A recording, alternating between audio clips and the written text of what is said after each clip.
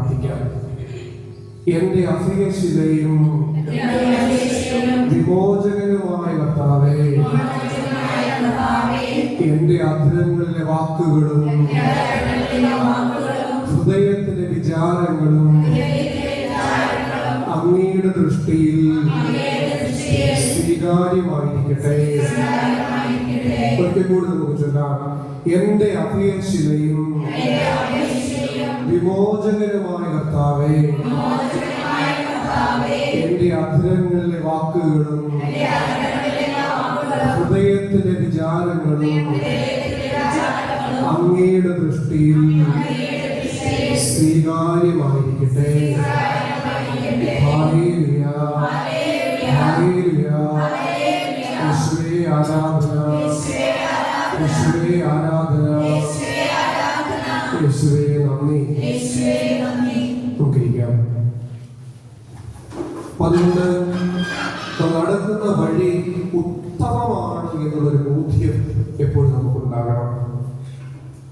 സുഭാഷിത പുസ്തകം 4-ാമത്തെ അധ്യായം 26-ാമത്തെ വാക്യം. സുഭാഷിത പുസ്തകം 4:26.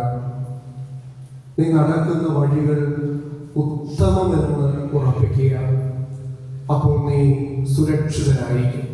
നീ നടക്കുന്ന വഴികൾ ഉത്തമമെന്ന് ഉറപ്പിക്കുക, അപ്പോൾ നീ സുരക്ഷിതനായിരിക്കും.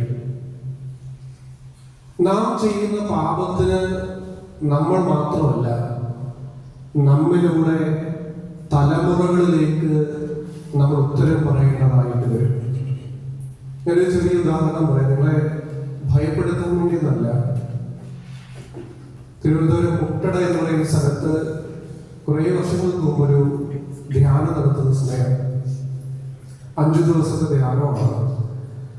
ധ്യാനത്തിന്റെ ഏറ്റവും അവസാനത്തെ ദിവസം ഇങ്ങനെ എല്ലാവർക്കും വേണ്ടിയൊക്കെ പ്രാർത്ഥിച്ച് ഞാൻ മടങ്ങി പോകാനായിട്ട് പോകുമ്പോൾ ഒരു അമ്മ കരഞ്ഞു കലങ്ങിയ കണ്ണുമായിട്ട് എന്നെ സമീപിച്ചു.